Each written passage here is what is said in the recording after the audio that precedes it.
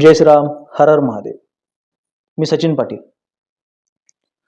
मराठ्यांचं सरसकट कुणबीकरण ह्या मुद्द्यावर बरेच दिवस झाले वादंग उठलेला आहे. मी मागे बोललो बऱ्याचदा की या विषयावर मी एक स्वतंत्र व्हिडिओ करेन. सगळ्यांच्या भूमिका यामध्ये लक्षात घेणं गरजेचं आहे.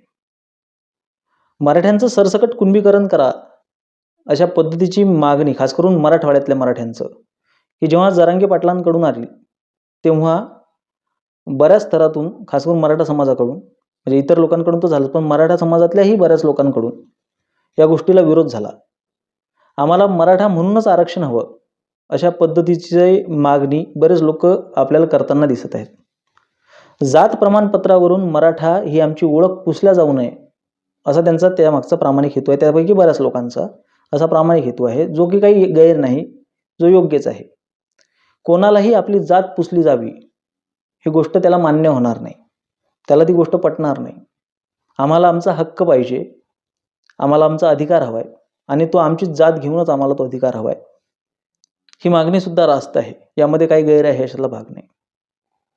पण दुसरीकडे आपण जरांगे पाटलांची किंवा बहुतांश मराठा समाजाची नेमकी काय मागणी आहे, काय भूमिका आहे ते सुद्धा बघणं, जाणून घेणं गरजेचे आहे. हा विषय जो आहे हा जरांगे पाटलांनी मांडलेला नाही आहे पहिल्यांदा.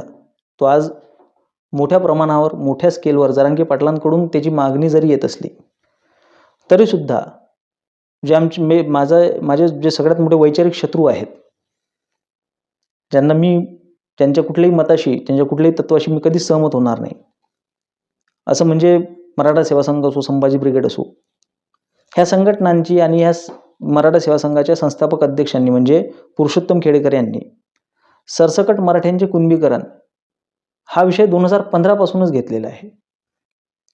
2015च्या आधीपासून त्यांचा तो विषय, पण 2015ला त्यांनी त्या पद्धतीच्या दौरे केले. त्या दौऱ्यामध्ये त्यांनी त्या पद्धतीची भूमिका मांडली.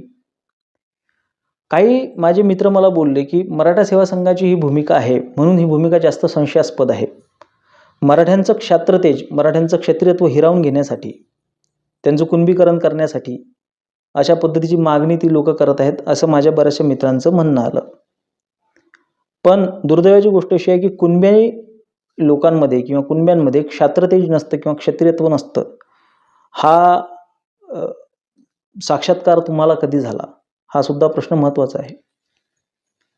मी ज्यांना क्षात्रसूर्य समजतो, मानतो, म्हणतो असे जगद्गुरु तुकोबाराय यांचा अभंग तुम्ही ऐकलेलाच असाल की बरे केले कुणबी झालो, नाही तर दंबेची असतो मेलो.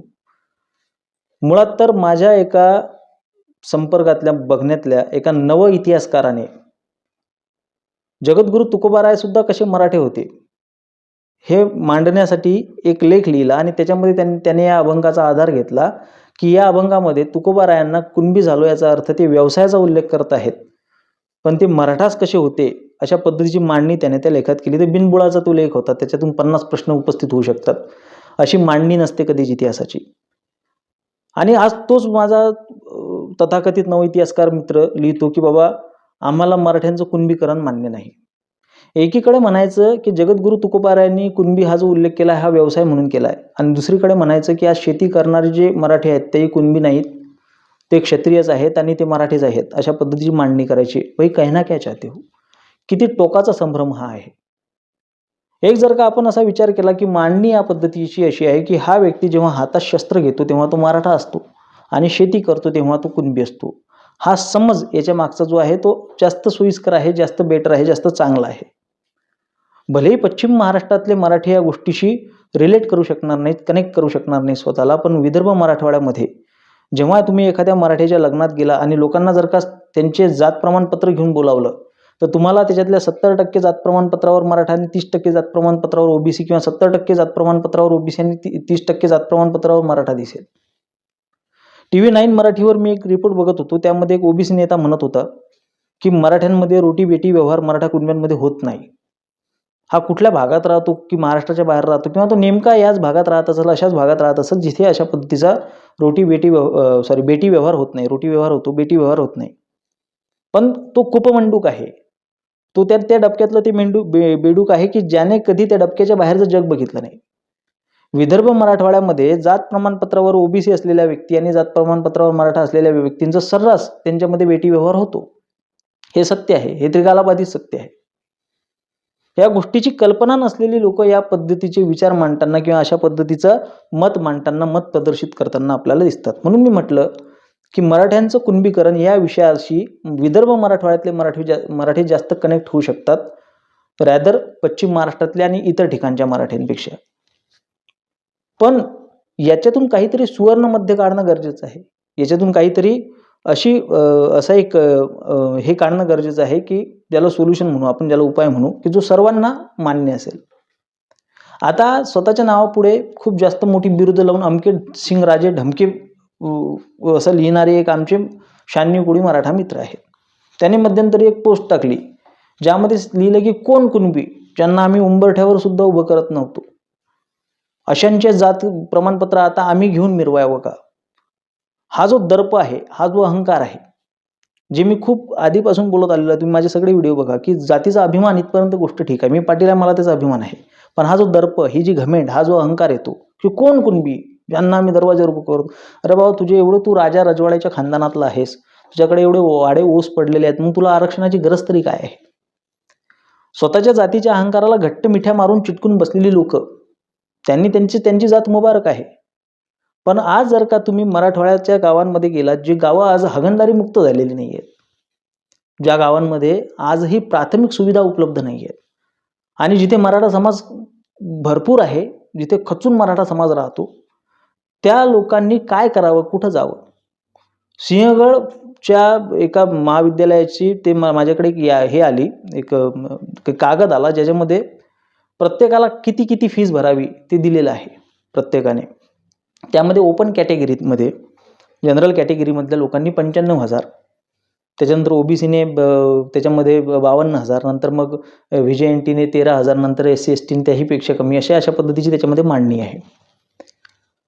जर का अशा पद्धतीची फीजच्या बाबतीत जरी आपण विचार केला तर ह्या व्यक्तीने फक्त मी मराठा म्हणून जन्माला आलोय, माझे बरेचसे विद्वान मित्र, त्यांना सुद्धा मी हे विचारतो की जे मराठा आरक्षणाच्या विरोधात आहेत, त्याची काय चूक आहे बाळांनो, की बाबा ह्याने 95,000 फीस भरावी? बरं, त्याला 2 अपत्य असली तर त्यांना काय करावं? जो तुमचा EWSचा जो निकष आहे, तो वार्षिक उत्पन्नाचा किती निकष आहे, त्या निकष जर का 8 लाखाचा असेल आणि याचं जर का 8.5 लाख उत्पन्न असेल, 9 लाख उत्पन्न असेल, तर 1 लाख जास्त आहे म्हणून त्याने 95,000 फीस भरावी? हे निकष कोण्या पद्धतीने तिथे लावलेले आहेत हे आपण बघणं गरजेचं आहे. मुळात आज जर का आपण बघितलं की ज्या लोकांना म्हणजे ते रामदास कदम असोत का नारायण राणे असोत, ही लोक जी म्हणतात की आम्ही आज आमच्या जात प्रमाणपत्रावरचं मराठा आम्ही मिटू देणार नाही, त्या लोकांनी सुद्धा या प्रश्नाचं उत्तर देणं मला गरजेचं आहे की तुम्ही आज ज्या ताकदीने उभे राहिलेले आहात त्या जात प्रमाणपत्राच्या मराठा या नावासाठी, त्या लोकांनी कधी याच्यासाठी संघर्ष केलाय का हो? किंवा त्या लोकांनी कधी हा विचार केलेला आहे का की आज लोक स्वतःची जात सोडून कुणबी प्रमाणपत्र घ्यायला का तयार झालेली आहेत? कधी हा विचार केला का? तुम्हाला जर का तुमची जात टिकवण्याचं इतकंच जर का तुम्हाला हे असेल, तुम्हाला तुमच्यात क्षमता असेल किंवा तुमची इच्छाशक्ती असेल, मुळात आरक्षणाच्याकडे बघण्याचा आपला दृष्टिकोनच किती चुकीचा आहे हे बघणं गरजेचं आहे. आरक्षणाची मागणी का उठत आहे हे सुद्धा बघणं गरजेचं आहे. कोणीही मला या विषयावर कधीच बोलताना दिसत नाही की आरक्षणाची रचना जी आहे, ते आरक्षणाची रचना आमच्या समाजाचं शोषण करत आहे आणि ती रचना आम्ही बदलू शकत नाही. का बदलू शकत नाही? कारण की आमच्याकडे तशी राजकीय इच्छाशक्ती नाही. अजूनही 150-200 वर्ष आमच्याकडे ती राजकीय इच्छाशक्ती जन्मालाच येणार नाही की आम्ही ही आरक्षणाची रचना बदलू शकू किंवा संपू शकू. बरेच समाजातले आंडू पांडू गिल्ली दांडू सगळे विद्वान उभे राहतात आणि बोंबलायला लागतात की बाबा हा काही गरिबी हटावचा कार्यक्रम नाही, हा लोकांच्या सामाजिक दर्जा त्यांचा सुधारावा, त्यांना प्रतिनिधित्व मिळावं यासाठीचा हा कार्यक्रम आहे. गेली 70 वर्ष झाले हा कार्यक्रम सुरू आहे. त्या शोषित लोकांना, दलित लोकांना, वंचित लोकांना किती प्रतिनिधित्व मिळालं याची आम्हाला कल्पना नाही.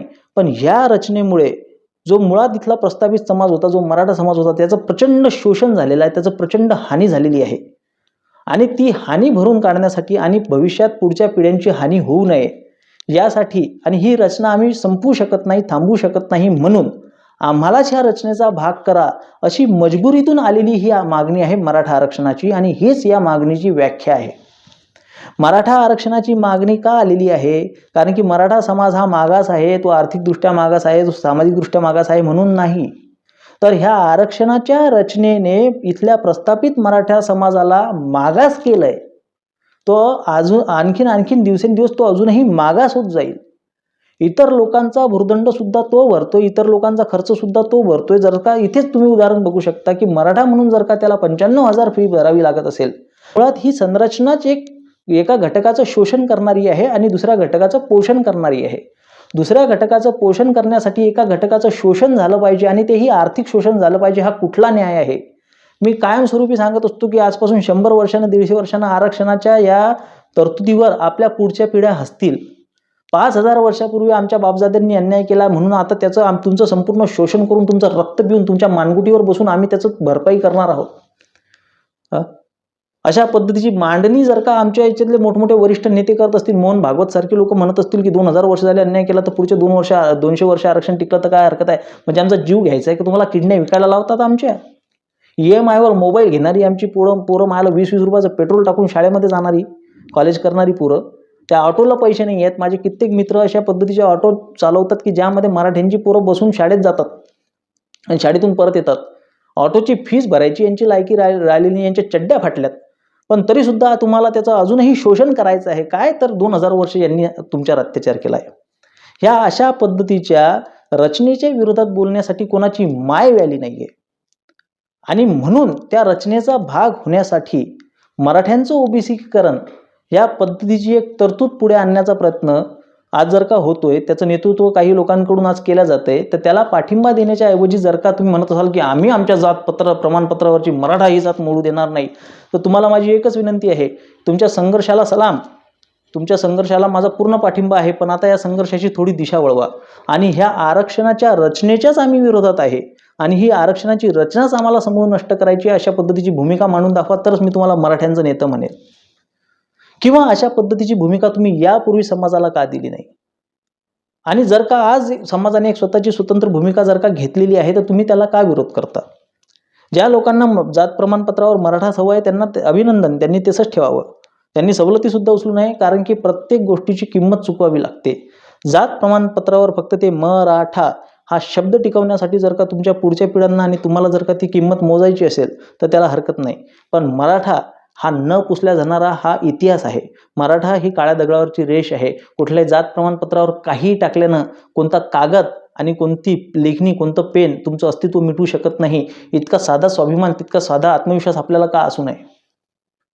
या रचनेच्या, ह्या थर्ड क्लास रचनेचा भाग होण्यासाठी जर का आज आम्हाला थोडीफार जर का तडजोड करावी लागत असेल तर ती आपण करावी, त्यात काही हरकत आहे अशातला भाग नाही. आणि ज्यांना ती करायची नसेल त्यांनी ती करू नये.